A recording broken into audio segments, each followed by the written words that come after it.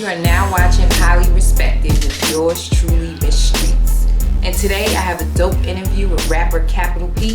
He's going to talk about his song Free 'Em All, plus more. Watch this. Man, Kapitol P. I'm from Chicago, Illinois, man. I know.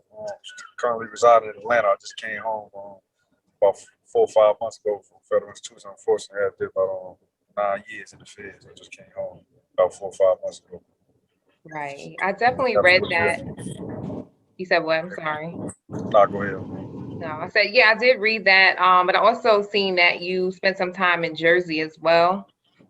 Yeah, Jersey, that's like my second home. It was Jersey hard. That's my second home. When I was little, like my mom, she had left. My mom had when she was young. She was about 16 years old. So when she went to Jersey, got us up together, she sent for me. So it's like, if I was in Jersey for the summer, I'd come back home to Chicago for the school year. If I was up there for the school year, I'd come back to Chicago. If I'm getting in too much trouble, they send me my mom. Right. Or if I get tired of being in Jersey, I want to go back to Chicago, I get in trouble on purpose when she'll send me back. Just so you could go back. I just get in trouble first before I get sent back. So let's get into it. The song Free 'Em All. First and foremost, I want to say the song is amazing. Uplifting. It's just the honest to God truth in music, which we have been lacking and missing. And the video is also great. Just talk about the process of making the song and what made you actually write that record. Well, originally when I got the word, I was still incarcerated when my uncle, the chairman junior, told me that they'd be doing a movie on the chairman. I knew I wanted to make a song or put a piece together where I can reach people, give them a history lesson, let them know exactly what happened and what unfolded and the truth about Uncle's assassinated, and give them a history lesson and something with substance without going over their head. Because it ain't what you say, it's how you say it now. A lot of people tend to speak it's kind of down and they'll shun it if it's over conscious. So I try to like put the consciousness in it, but still keep it a little street and still keep their attention, but still slide them the jewels and the lessons and say some names of people that they might be unfamiliar with that they don't teach them about in history class. Right. You know, they only teach about certain names, Malcolm X, Martin Luther King, Rosa Parks, and then that's where it stops. So I was just trying to give a history lesson about some of the other comrades that shared blood for us in the past and some of their ancestors. Right, that's dope too. We definitely appreciate that. Like, me being bloodline, you know, that Panther bloodline in me, and I've been getting taught this my whole life. I know what's going on, so I just want to take my knowledge and be able to give it to others so they can be familiar with the situation outside of just the movie. Because on the movie, only so much, you know what I'm saying? Right, so that's what's up. So what's some feedback you've been getting on the record, like good and bad? Like tell me about some maybe not so good feedback or, you know, questions people had or.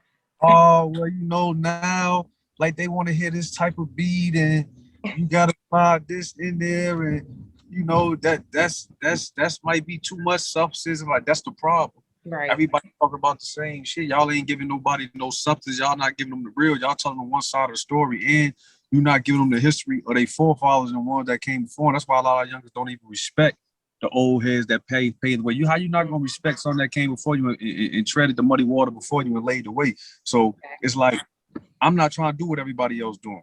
You know what I'm saying? We don't all walk the same. We don't all talk the same. So I'm not finna be doing what the wave is. I'm the wave. I'm gonna talk about what I'm talking about. Either you gonna rock with it or you not. But when it's real, you gotta respect it. So what I'm talking about is all real facts in history. One thing about history, it can't change or pass away. So what everything I'm saying, you can go look it up and it's truth. So I'm just giving them the truth. I ain't gonna give them half side of the story. Right. I'm gonna paint the picture just how I was given to me and exactly how it happened. So you can't do nothing respect it even if you don't like it because it's all real. Right. And like I said, we definitely appreciate that. People like me appreciate that because obviously a lot of people are tired of hearing the same stuff. You know, we want to hear some real stuff. We want to learn stuff in songs too. So, you know, it's dope that you're making records like Free 'Em All. So is this song going to lead to you doing like a whole album or writing a book? Yeah. That's crazy you said that. I'm working on an EP right now and I actually got a book called Incarcerated Thoughts that I wrote while I was in jail. But I knew the first thing they're gonna be asking me to get out. Well, how was it? You heard you did this many amount of years in jail. How every day I wrote like a thought of the day. It was like a short passage, but it's like it's in a poem form, but it's actually I'm sliding the lessons in there too, and I'm giving them the same type of thing. But every day when something was going on, I just put whatever my thoughts of the day was, and I put it in a poetic form. So that should be dropping real soon too. I'm gonna be releasing that. Like, it'd be little stuff like I woke up in a pen one day I see Maya Angelou had died. I jotted that down. I woke up one day, my old celly shorty next door to me got stabbed up and killed. I'm jotting it down, but I'm putting everything in a poetic form with somebody you can learn from. I'm just basically walking you through my incarceration. So I got that book coming out with it. I also got a beard line I'm coming out with for the beard oil, stuff like that. Which looks very good too, by the way. I got a non-for-profit I'm working on for called the Rich Program, Raising Individual Children to Be Heroes. That's going to be based out of Chicago. It's focusing on teen fathers and girlhood and womanhood too, and also it's basically a program for kids between freshmen and seniors in high school. I give them different things to do. Ones that want to record, I give them a studio, let them record for free, learn how to engineer, financial literacy class, real estate classes. Got brothers like me that been down in the feds before we come and talk to them. I teach them about law, because a lot of shorties that's out here getting involved and doing these crimes, they don't know what the crime carried. When I was doing what I did, I didn't know that it carried a mandatory minimum of 10 years, and I was going to get at least 10 years when I got locked up. So I'm just trying to let them be aware of what the statute of limitations is and what the laws is. So now you can make the choice if you still want to do this or not. There ain't nobody telling that side of the story. So outside that, then I'm focused on the teen fathers, because nobody focused on them. They got to deal with the parents that's mad. I got their daughter pregnant and things of that nature. So I'm focusing on that. Then my people in the community, my man at the clothing store give out free hair outfits once a month. My man give out free haircuts once a month. All they got to do is keep their grade point average at a C and above, and they can have access to everything in the building and the facility. That's cool. That's very dope. I actually like that. That's cool. That's cool. We'll keep up all that, that you got going on. Because like I said, we need that positivity out there. We just need somebody telling these kids the real. So that's definitely a good thing. Real quick, how did you get your name, Capital P? Capital P. See, everybody know me as Don P. Before I went in, my name was Don P. and Little Man. When I was in, the capital P is acronym stands for killing all previous ignorant thoughts of life. That's where the capital come from. And P is my first name. My first name, Patrick. So that's where you get the P from. But capital stands for killing all previous ignorant thoughts of life. So now you said that's so easy, but tell me, how did you come up with that name? Like, do you remember the day or that you said, hey, this is going to be one day. This is what it stands for? No, look, before I left, I used to always say, it's the Dawn. Make sure you capital P whenever you mention me. Make sure you put a capital P whenever you mention me. I just always say on stage, but you sitting, I'm in my cell one day, you behind the wall, you got nothing but time to think. I'm talking about you think about everything. The walls start looking the same. So I'm going to sit there and I was just saying, like, when I come home, I was talking about Sully. Actually, I was talking to Vezo. My man, I just released a single with him, too. Me and Vezo was in the feds together. I used to with Vezo, he's from Detroit. So we were sitting there one day, I'm like, man, bro, when I come home, like, I got to rebrand myself because I've been gone for a minute. I was telling him, you've been gone like 18 months. You still kind of got your buzz. Like, I'm starting a whole new wave and I'm on something different. On the positive side. So I really got to detach that name with me because the Don P come with a lot of stuff that I was involved with the streets with. So I just sat in the cell one day and I was like, that's it, bro. I said, capital P, I'm going to leave it at that. And I broke it down. I sat there for each letter. I came up with what I was going to come up with. And that's what I came up with, killing all previous ignorant thoughts of life. Because one thing about it, like, even though my past ain't going to change, but I can use my past. Your circumstances, your current circumstances don't determine your outcome. So while I was behind the wall, I used that time to develop my character. But I looked at it, if I'm only locked up, if I come out the same way I went in. So I treated it like college to turn my incarceration into positive preparation. And that was just part of that whole build up in that brand. That's how that name came about. And I sat there and I thought about that.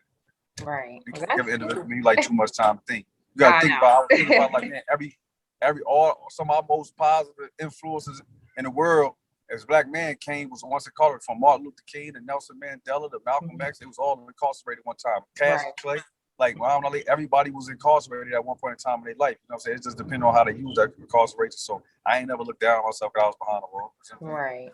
That was just part of the brand. Right. That's cool. So on a little bit of a lighter note, your studio process, like, what's your process? Is there any needs you have to have? People got, I need some gummy bears and this and that. What's your process like, and what do you need when you're ready to record? Man, for real, I don't really smoke or drink. I just go in there and rock out. I don't need a lot of people around me. I don't like a lot of people around me when I record. So it's like, I just go in there and I rock out. I gotta have the right type of engineer that I can vibe with. And I just go in there and I black out for real. If it's people in there, it's cool, but I prefer just being there with two of the fuels or by myself. But it ain't really no big process. All I need is that beat and a good engineer, and I'm gonna go in there and handle the rest. Gotcha. That sounds nice and easy. That's how you make them good records. A couple bottles of water and I'm ready to go. I say, are you a quick recorder? I record at night though. Oh yeah, I'm going in there. One Take P. I'm talking about 2C. That's another thing I know they be trying to, it's a lot of punch in. Every once in a while I might punch in. I don't do a lot of punch ins when I rap. I like rap my verse. Okay. I don't even sit down and write. When I sit down and try to write, it feel like I'm forcing it. So I just be saying shit over back and forth in my head until I come up with a lick. I just go in there and I just throw. It ain't gonna take no whole lot of time. Right. Wrong. I prefer to just run through it. But certain stuff might need a punch ends up. But I pretty much in an hour I can record a song and he down to be finished doing a rough mix on it, and I'm on to the next one. Right. So of course, you know, also depending on the topic. Right. Topic. Gotcha. So we know for the most part, a lot of artists look up to people, listen to people before they started doing music. Name a couple of people that kind of inspired you to actually start rapping, writing. Lauryn Hill, Kiss, Jay. I came from the Jay, DMX, Rough Rider, Kiss. My homie, my son, going crazy at that time. Face, Pop, Big, shit like that. Storytellers. Like, you know, in that era I came up with, like, you really had to be talking about something. You couldn't just get on there and just be saying anything. You really had to be talking about something.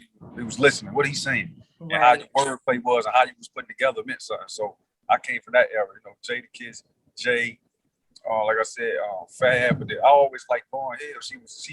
Lauryn Hill used to go deep when she used to talk, and she used to rap like she talking like, okay, she knows something. Right. She reads. She know how to read.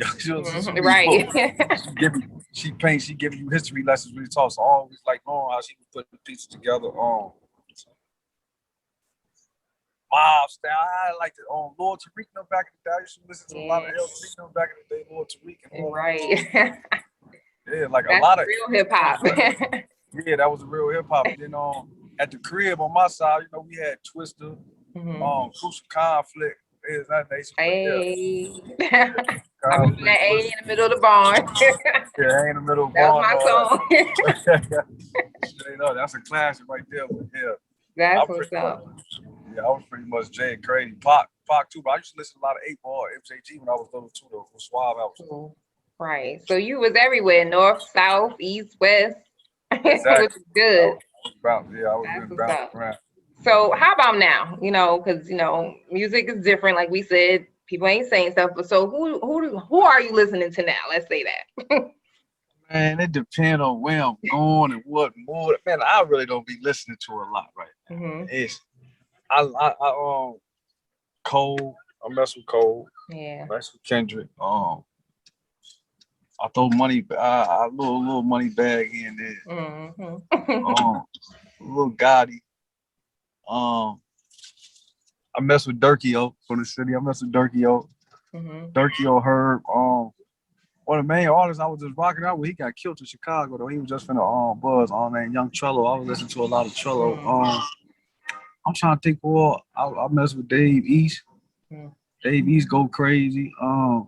Yes, sir. Man, I've really just been home listening to a lot of different stuff, trying to catch what's going on and who's saying. Well, I've been gone almost 10, so I'm trying to fit. I've just been listening to different people, see what they talking about. It's talk, but a lot of people been sounding the same. I'm about to say you ain't missed nothing. I'm in Atlanta now. It's like everybody, it's like the harmony, they crying and like it's just all the same. It's like if I want to hear sing, I want to hear singing. If I want to hear rap, I want to hear rap. It's like kind of. I've been rocking with Benny heavy right now. I'm heavy off Benny the Butcher right now. I've been definitely rocking. New, that part too. That Harry, that thing's crazy. Yeah, I actually went to Benny release party. When I came home, I slid up there and messed with him at his release party. He was going crazy. So yeah, I've been listening to Benny on the hip hop side. But far as the youngest, I just got hip to the little OMB Peasy cat. I just got hip to him, but Baby, I fuck with Baby, little Baby. Yeah, I just been bouncing around trying to check out what everybody sounded like right now. Right.